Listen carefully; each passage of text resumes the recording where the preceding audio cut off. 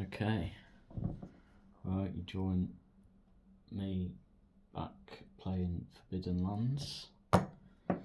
So last time we ran across some candle makers whose son had run off into the woods, not been seen,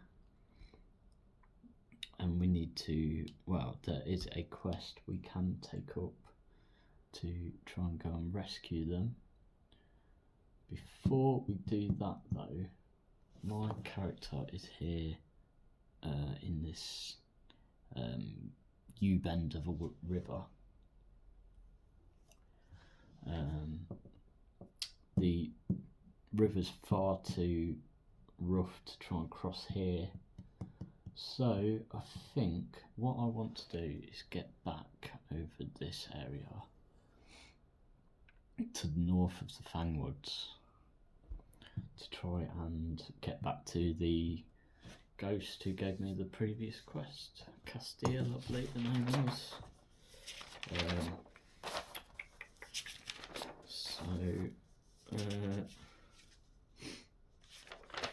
Callista, even.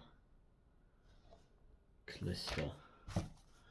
So I want to get back to her now that I've been to the village and done what she's asked. So, I think if I keep going south-southwest, there's a chance the river won't be passable there, and I'm just getting further and further away from where I want to be. So I think I will be going to the north again. So at the moment we just finished the day.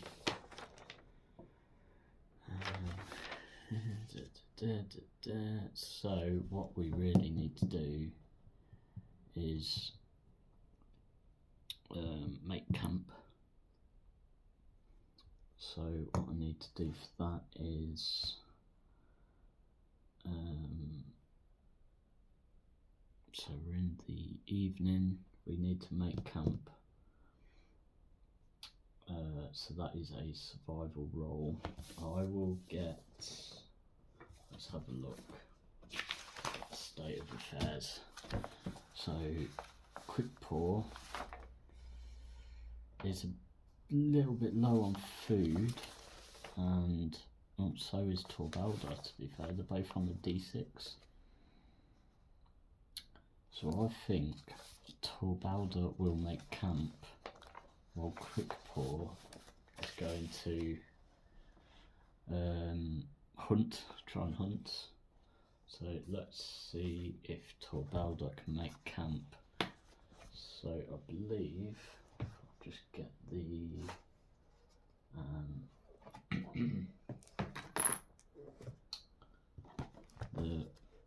Book of Beasts here. Journeying for 1, making camp. I believe it's survival roll.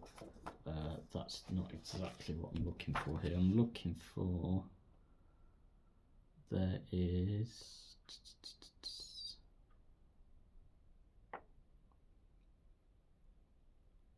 yeah, here we go. So I'm sure there's another one, but this one will do.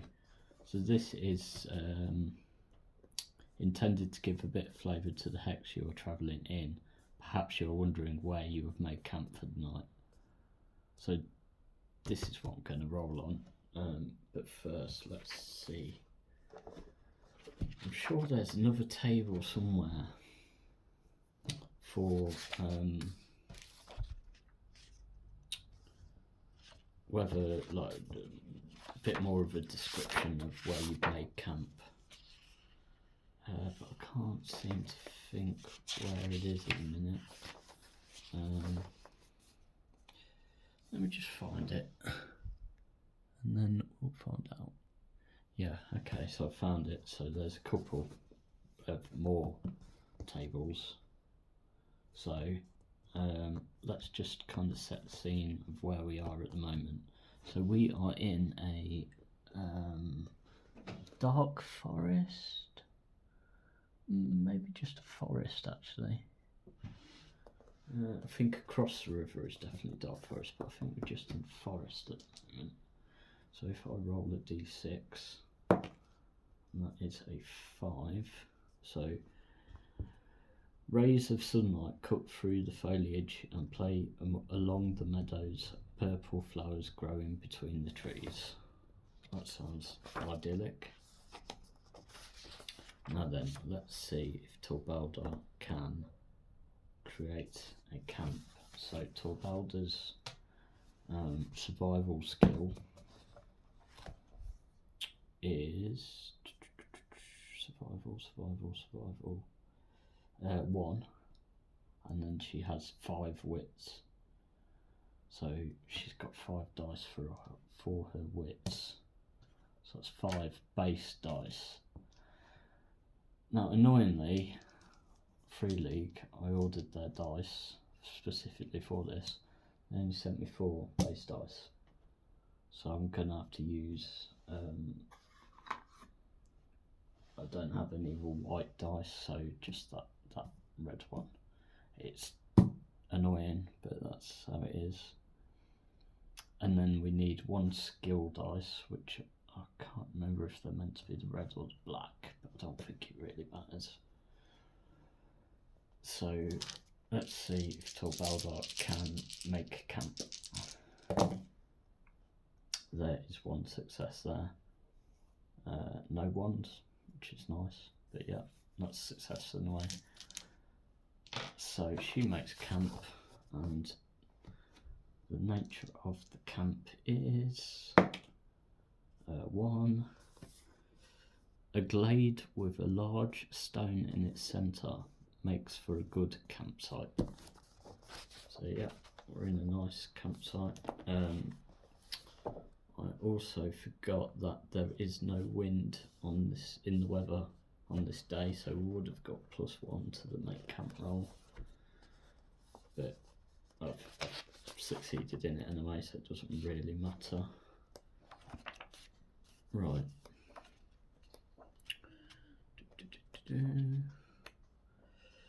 There was another thing.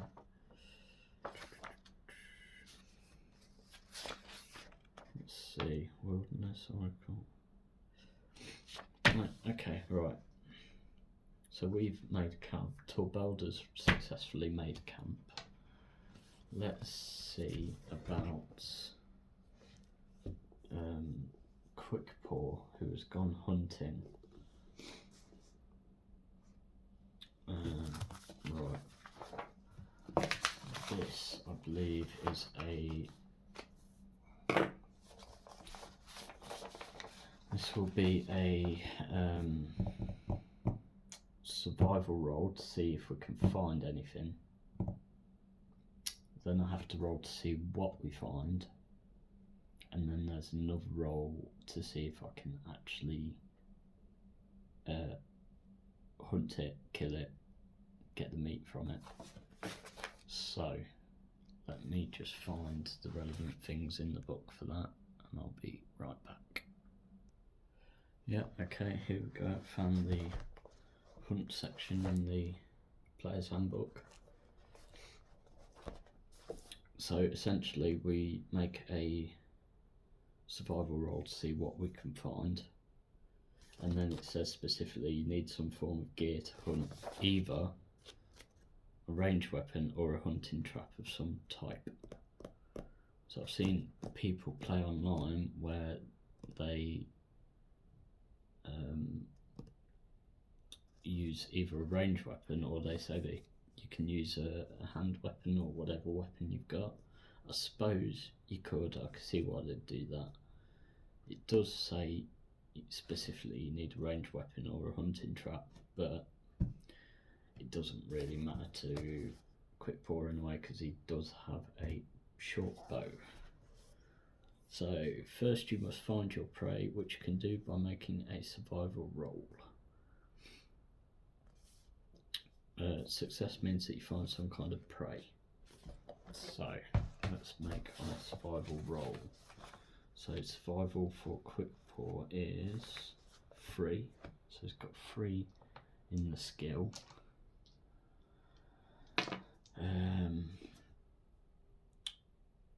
So then it's also got 4 wits, so it's got 4 base dice and 3 in the skill. Again, they've only sent me 2 dice, which is 1 short of what I need. So let's just use a red, no, let's use this red one. So I've got 4 base dice for my 4 wits, and I've got 3 for the skill of survival. The weather doesn't affect hunting in any way. I believe there is something about terrain type which can affect hunting. Yeah, here we go. So I'm in forest, so I do get +1 to hunt for being in the forest. So I will use this red die here, and I need a success on one of these 8 dice. Seems quite likely, to be fair. Let's see what we get. And there's a success, 2 successes. So yep, successfully found something. Now then, success means that you find some kind of prey. Roll on the table above, so that's this table here, to see what kind of animal it is. If you roll multiple successes, you can re-roll on the hunting table once per extra success. Okay, so we rolled 2 successes, so I can roll 1 dice to see what we find here, and we get a 1, which is a mouse,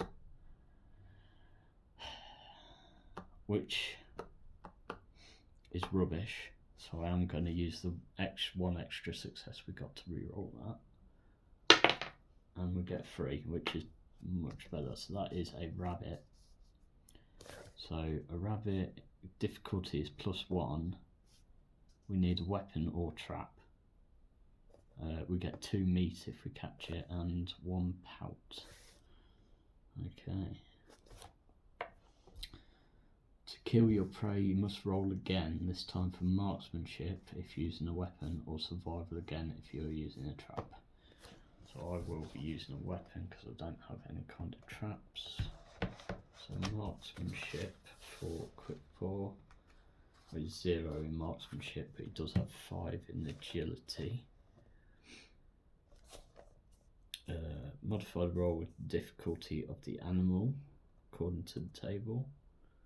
So we get +1 for it being a rabbit. You don't need to fight the animal, rolling once is enough. Okay, so we get 5 base dice for my agility, none for marksmanship, and +1 for it being a rabbit. So I need a success on here to catch the rabbit. Again, I got 1, that's all I need. So we have caught a rabbit. Nice one. The table indicates how many units of meat and pouch your prey yields. The meat can be cooked by a chef, and Torbelda did train ranking chef, so she can do that. To be turned into food, you can eat meat raw. You then consume a unit of meat instead of rolling your resource die. You need to do this within a day or the meat will be spoiled. Right. Pouts can be turned into leather by a tanner, preferably at a tannery. If your first survival roll fails, you suffer a mishap. So yeah, that went surprisingly well. I shouldn't say surprisingly, it went well. So we have got, what was it, 2 meat and 1 pout. So let me write that in my inventory. So we've got raw meat, times 2 and 1 pout. Okay, cool. So that was quite a successful quarter day. We made camp. Well, Torbelda made camp without any difficulty in the forest with surrounding purple flowers. I can't remember if it said purple, but I like the idea of them being purple. Quick for hunted and killed a rabbit.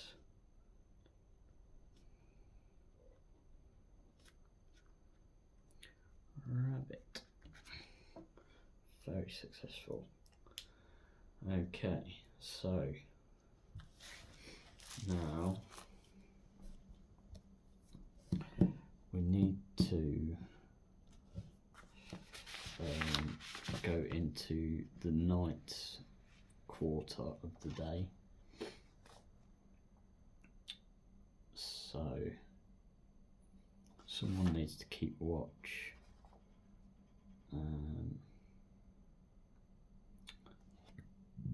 I have forgotten to do an encounter, so before that happens, we need to perform. We need to draw a card to see if a encounter happens. So I'll draw a card. 4 of clubs. So a card with that is a number of any suit. Random encounter table. Roll DC 66 and choose between the ones in the Game Master's Guide or page 1, 2, 3 of the solo book. I am going to go for the solo book this time because last time I did one in the Game Master Guide it was a bit more challenging to adapt for solo. So page 1, 2, 3 of this book. 1, 2, 3. Here we go. It's D66. So I'll do red die and then white die. So 5, 1, 51, 51, and we are in forest. So that is encounter 23. So let's have a look. 23. Parts of a Gondian road. That's a new word. Crumbled sections of an ancient paved road wind their way through the terrain, bearing silent witness to a glorious past and knowledge long forgotten. Much of the road is overgrown and the visible sections are covered with cracks, yet it's clear that it was once an impressive piece of engineering. With a successful lore roll, the adventurers realise something.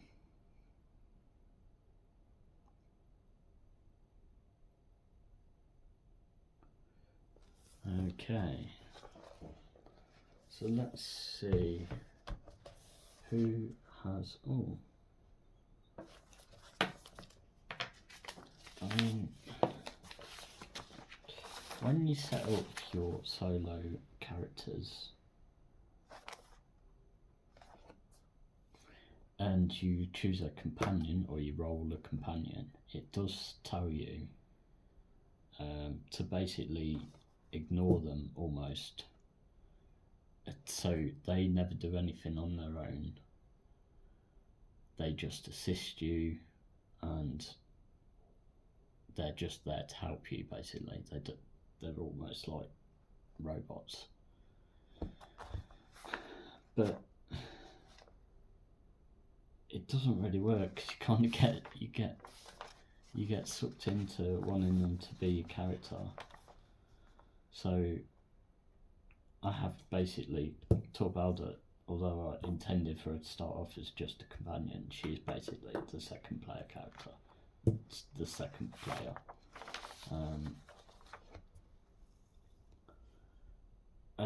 So I have given them both.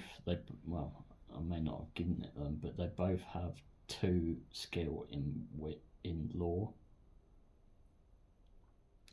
So Quickpaw has 2 lore and 4 wits for a total of 6. Torbelda has 2 lore and 5 wits for a total of 7. So I'm a bit torn. I don't know if I should be just rolling for Quickpaw and adding +1 because Torbelda's helping, or going for the optimal. I'm going to go for the optimal way of doing it, the higher chance, because, and I'll have Quickpaw help, but it doesn't make sense to me that Torbelda isn't her own kind of character, and I find it a lot more immersive if she is more than just to tag along, just to help me with the odd roll. So we are going to do a lore roll. So we get 5 wits dice base, 5, and we also get 2 skill dice, which I will use the red ones for. So I need to see with a successful lore roll. Okay, let's just do a +1 for Quickpaw helping. So that's 8 dice in total. And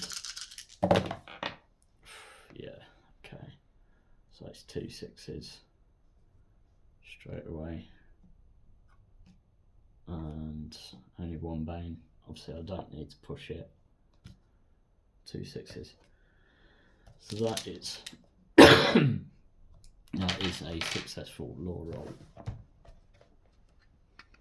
So let's see. With a successful lore roll, the adventurers realise that they are looking at a fragment of the intricate road system that the dwarf king Gonda had built in the time before the Elder Wars.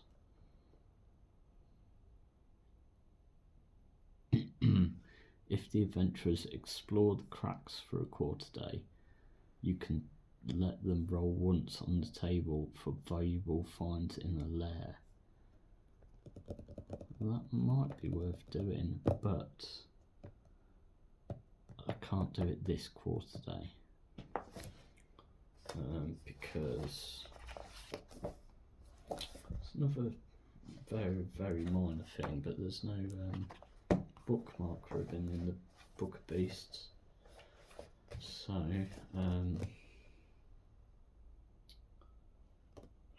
yeah, I'll just put one of these spent cards in it for a moment. I won't, because I'm going to have to shuffle them in a minute. Let me put this joker in. I'll put both jokers in just so they're safe together. Right, because I'm going to have to come back to that if I want to explore those cracks. Okay, so that is the evening portion done.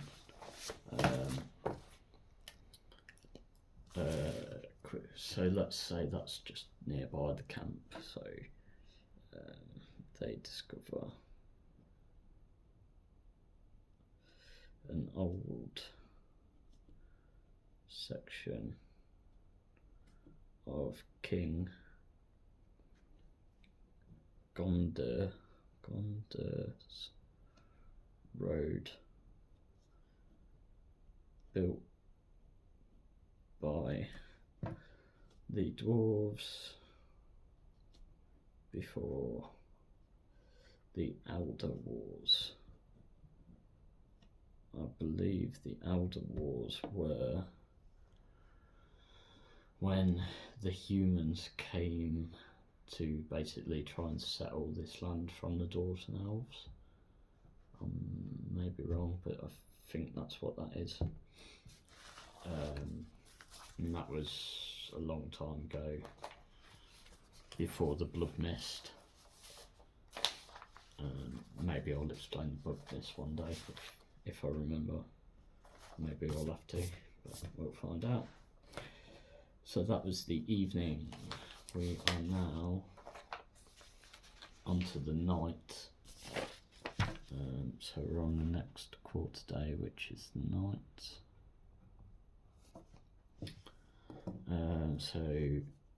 Assigned tasks. So I need one of them to sleep, and the other one is going to get tired. But I need one of them to sleep and one of them to keep watch. So that's just the way it is.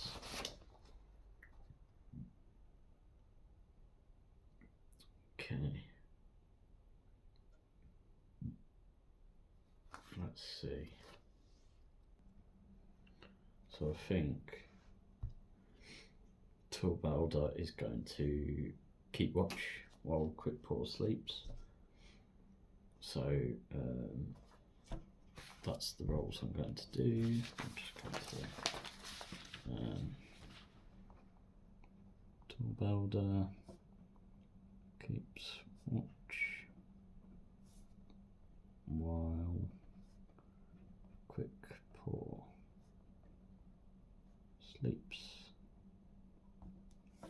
So that does mean that Torbelda will be tired, but not for long, hopefully.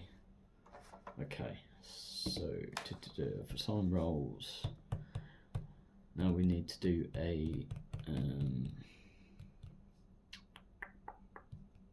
what am I doing?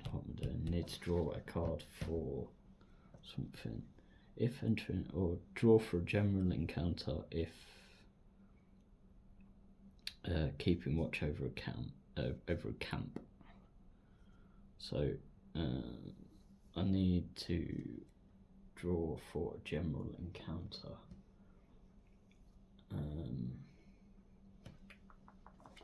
So that is page 170 for a general encounter. Right, yeah, okay. So draw 2 of hearts. So 2 of hearts, no encounter. So there's no encounter, which suits me okay. Roll scouting to see if the encounter can be spotted. There is an encounter, so that's fine. Use oracles to resolve situations that normally need GM. I don't think I need to do anything, ask anything at the moment. And proceed to the next quarter day. So I do need to make sure that I mark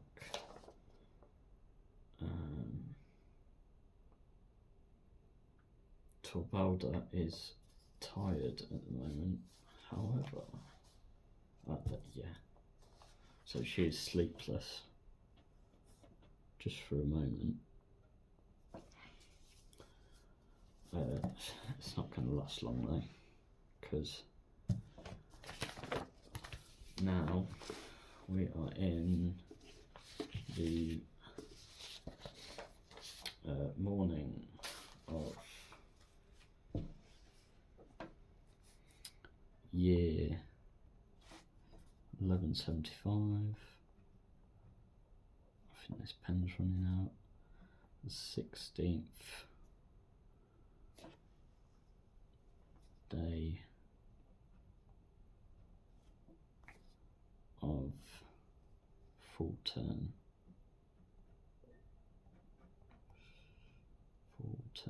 Yeah, this pen's gone.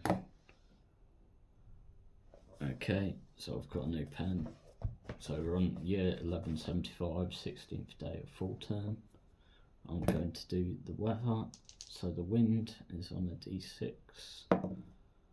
as a 1, so there is no wind, and no wind means that we get +1 on any make camp rolls. Obviously we have a camp at the moment.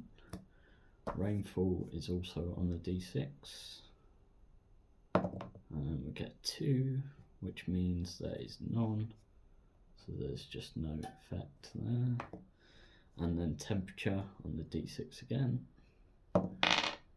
3, pleasant, so again just no effect. So it's quite a nice day by the looks of it. Right, now then, so we've done that. Each court day, morning only, shuffle the deck of cards. So I will do that off camera, so you don't have to suffer my terrible shuffling skills.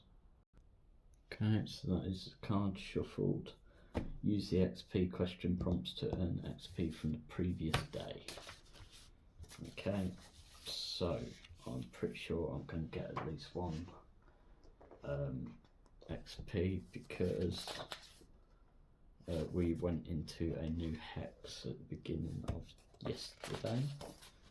So let's see.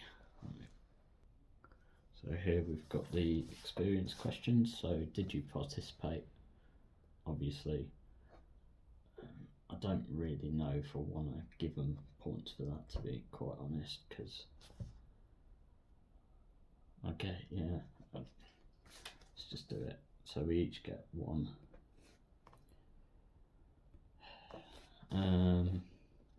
Did you travel through at least 1 hex on the map that you'd not visited before? Yes, we did. Okay. Did you discover a new adventure site? No. Did you defeat 1 or more monsters? No. Did you find treasure? No. No stronghold. Didn't activate the pride. Didn't suffer from a dark secret. Did you risk your life? Not really, no. Did you perform an extraordinary action? No. So that's XP done for that day. So that leaves Torbelda has 5 XP and Quick Paw has 6 XP. It seems quite easy to get XP. I don't know, maybe not. I don't know.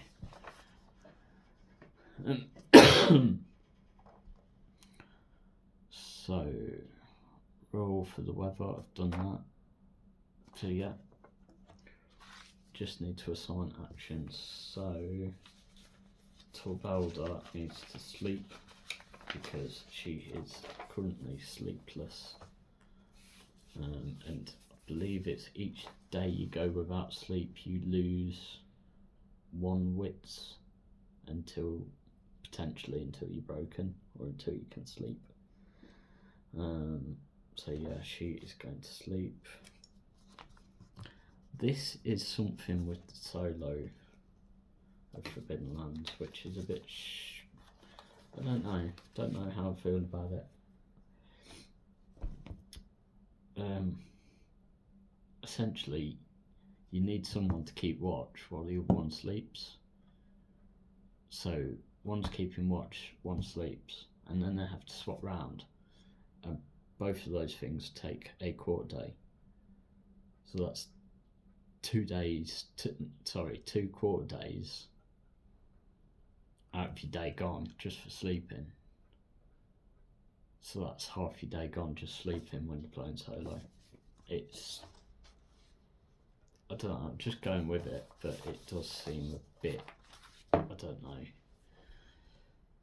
It's how I'm playing it though, it's how I'm interpreting the rules. I believe I've watched some other people play this solo, they also do the same. Okay, so Torbelda is sleeping. Torbelda sleeps.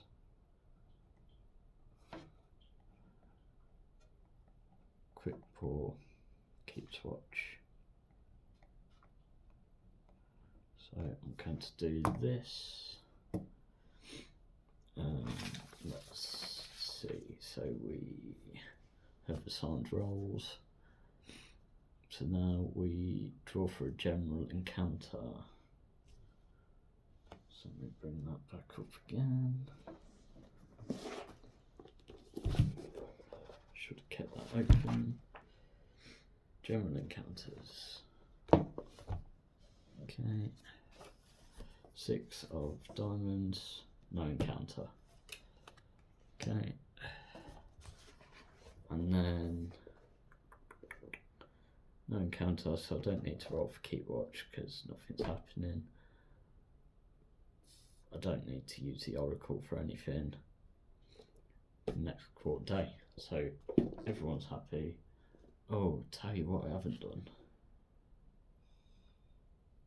I haven't eaten or drank any food. So let's say that before going to sleep they each did that respectively, which means I need to roll on the food and water. So for quick pour, on a roll of 1 or 2, he's out of food. He is now out of food, typical. And for water, I believe I have a D12. Yeah. So on a roll of 1 or 2 is down a step in water. So 6. So he's alright for water, but he does lose 1 die worth of food, which means he's got no food at all now. He does have the raw meat, which I'm hoping to cook up in a moment. Now we have to do the same for Torbelda. So on a 1 or a 2, she is also out of food. She's okay with food with a 4. D10 for her water.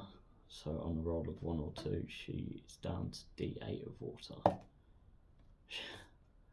Okay, so she now has a D8 die worth of water. So that's that done. Torbelda sleeps, quick draw keeps watch. No encounters happen. We've both eaten and drank for the time. So now we are ready to go on and do something else. So now I think what I'm going to do is try and explore that road, the old ancient dwarven road, Gondian road. So if the adventurers explore the cracks for a quarter day, you can let them roll once on the table for valuable finds in a lair. Right, I'm going to do that. So is exploring a skill? No.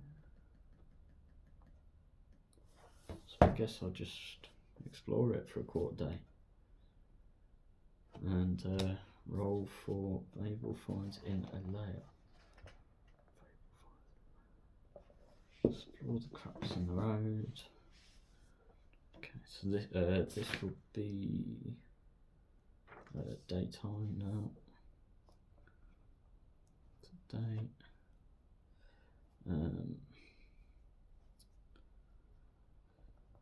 The duo decide to explore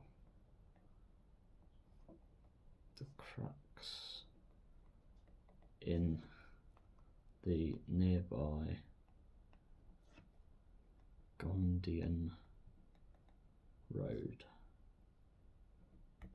Okay. So first of all, let's see if there is an encounter. So draw a card. So 4 of clubs, random encounter table. So page 1, 2, 3 is book base. 1, 2, 3.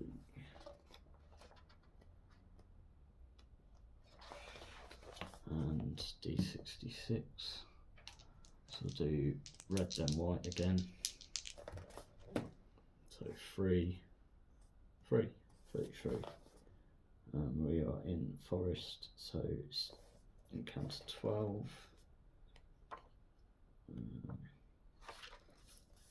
Slime trails in the vegetation. I do not like the sound of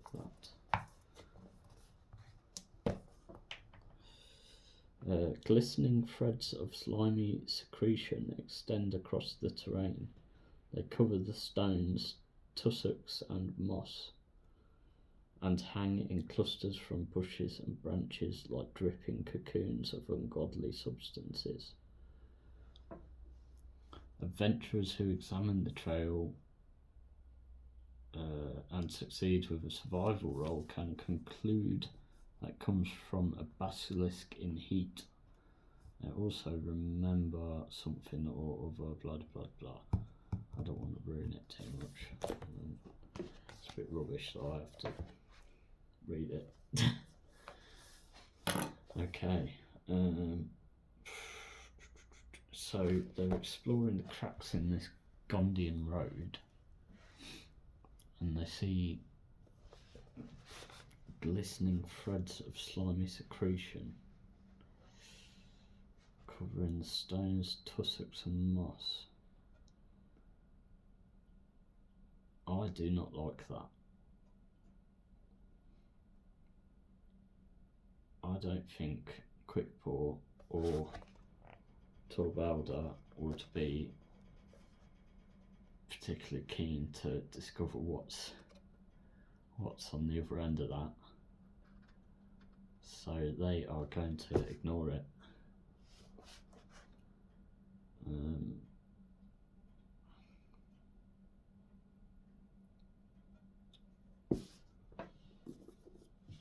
And they will get to roll on the valuable finds in a lair, so I will just find that table. Okay, found the table in the Game Master's Guide. So this is valuable finds in a lair, D66. So again we'll do red then white. Red is the tens, white is the units. 6 D5. 65 is a silver altar worth 9d6 silver. Whoa. And its weight is 6. I don't know if we can even carry that. 6.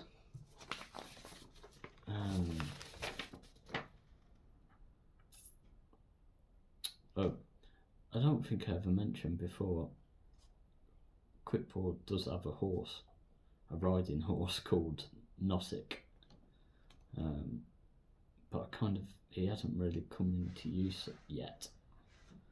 However, he may well do carrying this silver altar. I just need to remind myself how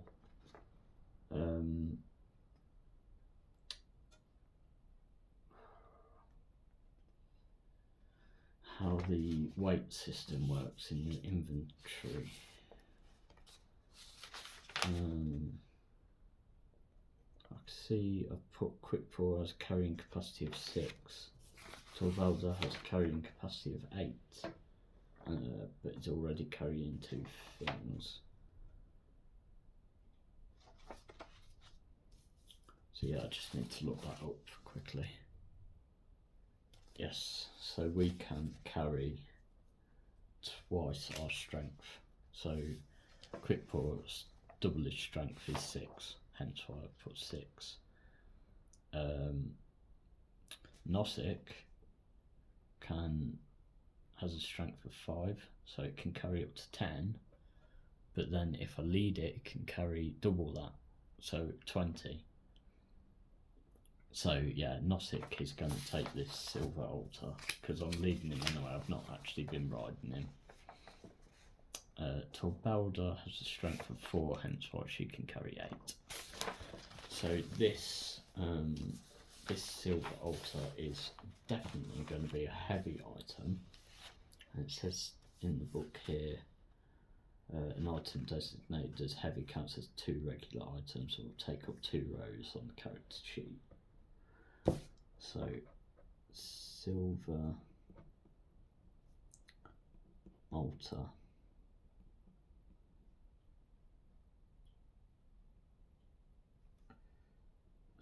There. We've obviously got one of them.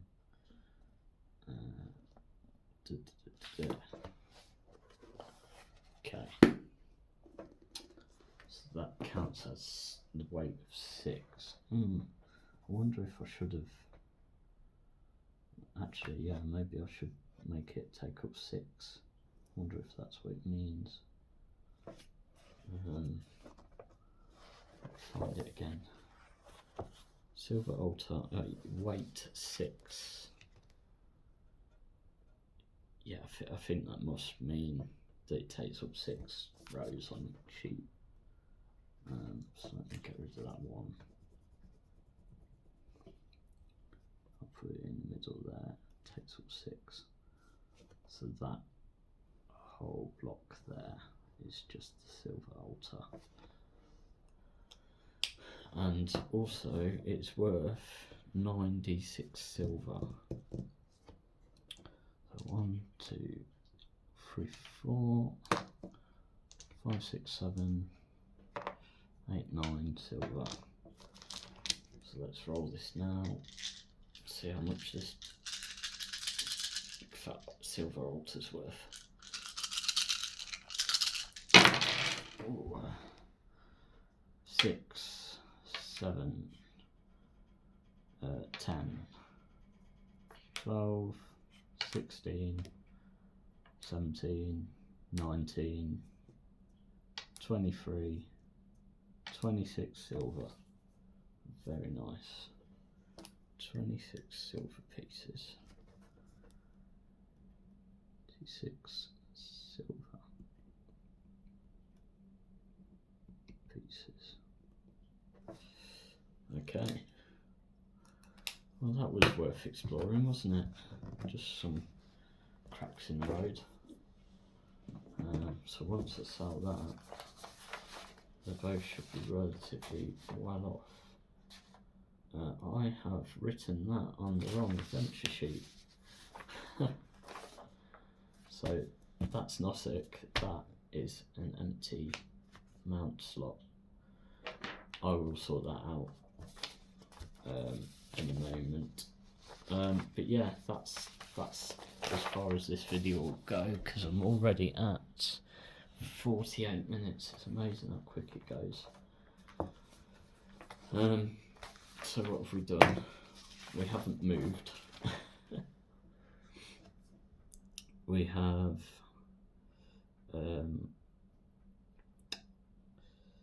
made camp, caught a rabbit, discovered Gonda's road built by the dwarves before the Elder Wars, had some sleep,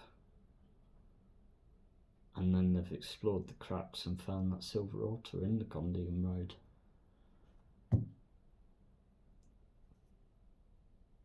I love this game just for the discovery. I just find it so interesting. It's just so fun.